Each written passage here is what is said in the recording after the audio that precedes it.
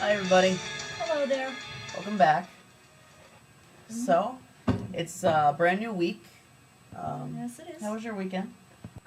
Interesting. I had an interview at one of the doctoral programs I'm applying for. I'm trying to get a PsyD or accepted into a program so I can get that.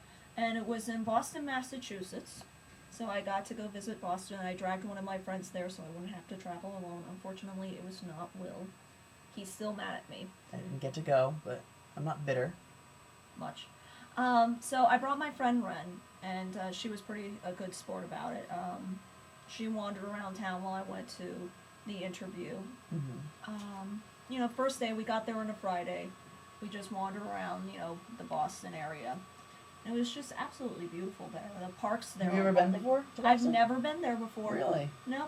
And it was just gorgeous. And then Saturday was the day of the interview, and I was really, really nervous.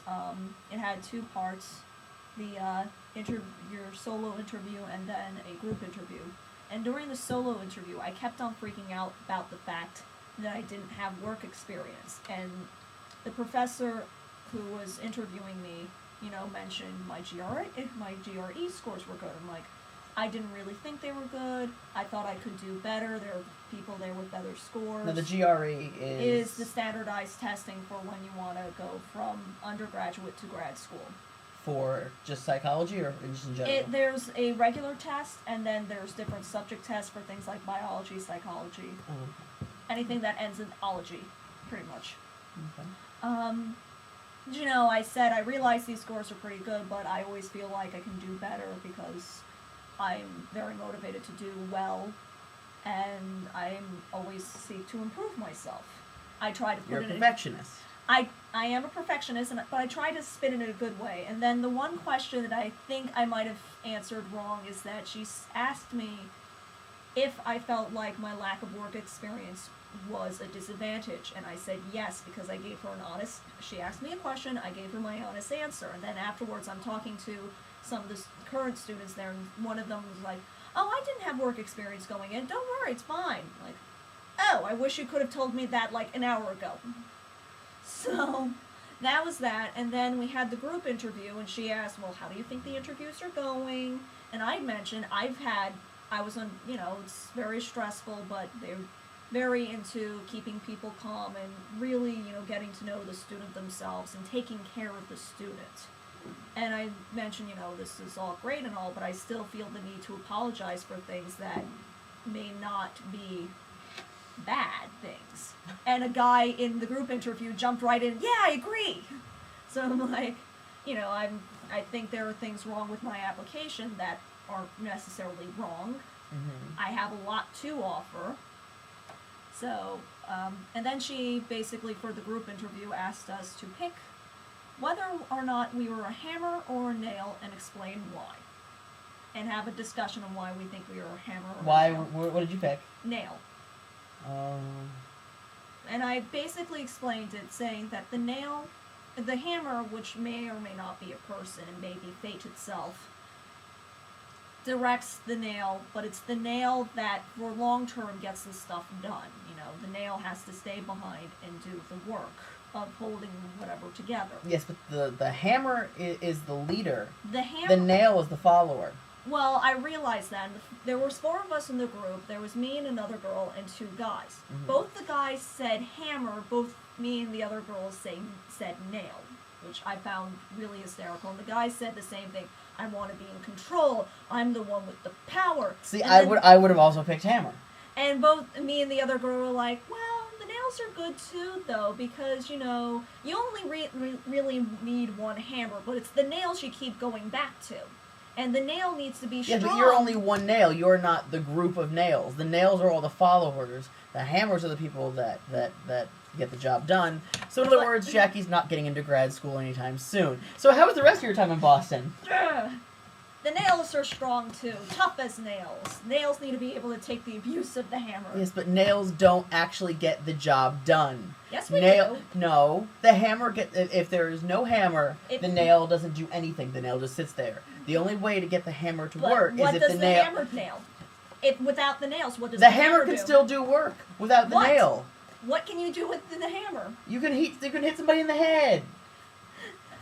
But, no, but what I'm saying is you can't do, and you need two of the both of them together. Yes. Yes. But codependency. yes, but the nail is totally inactive without the hammer. In other words, the hammer is the leader, the nail is the follower. You cannot have the nail be the leader. What if I threw the nail at you? It's not going to, ow! It might bleed, it might stick in my eye, but it's not going to do anything. But what does the hammer do without the nail? Yeah, if I was going to throw the nail at your head, it would hurt a lot less than the hammer would be thrown at your head, wouldn't it? Not if I had a nail gun.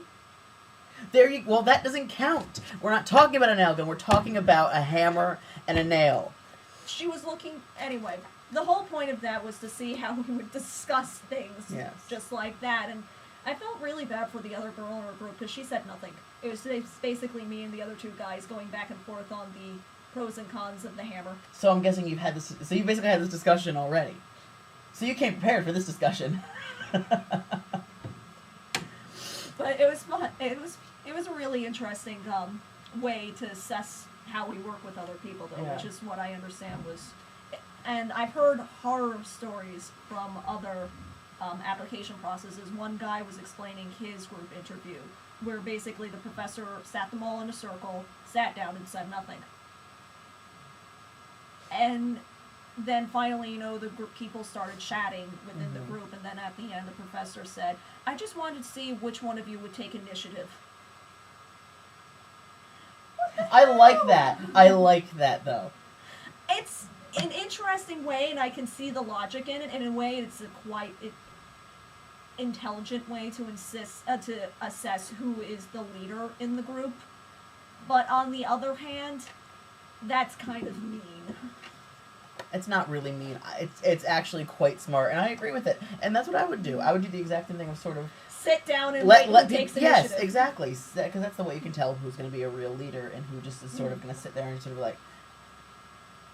Although the interesting. Because I would have been that first person to start talking up. I mean, I would have been that first person to start a conversation or ask when we were going to start doing something. Just.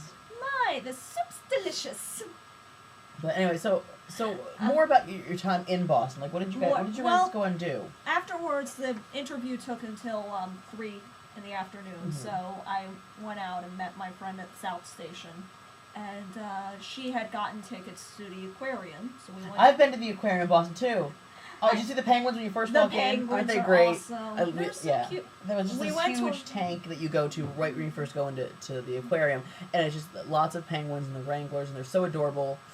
And you go up, the whole place like spirals up. Yeah, it's you really go all the interesting way up, to go and in. then you spiral down around this huge column. The sea turtle that they have in there is ginormous. I know. And then there's a huge stingray swimming around. It's so cool. It's so wonderful to look at that. We spent like a good 2 hours in there. Yeah. They had to kick us out and close. And towards the end, I was laughing at the penguins because they had the sprinkler systems come up to like spray the rocks, and so all the penguins were being sprayed on. Aww. And they looked very sad about it. They were also molting, so they looked kind of pathetic. But they were so cute. So what else did you do aside from going to the aquarium? Well, after the aquarium, we really wanted seafood. But my friend didn't want to go to a place that was too expensive. Haha, we're in Boston. Hello, welcome to the city. So we kept on going from one place to another, looking at the prices and looking at the lines, because it was dinner time. And she's hypoglycemic, so the longer we wait, the more incoherent she became.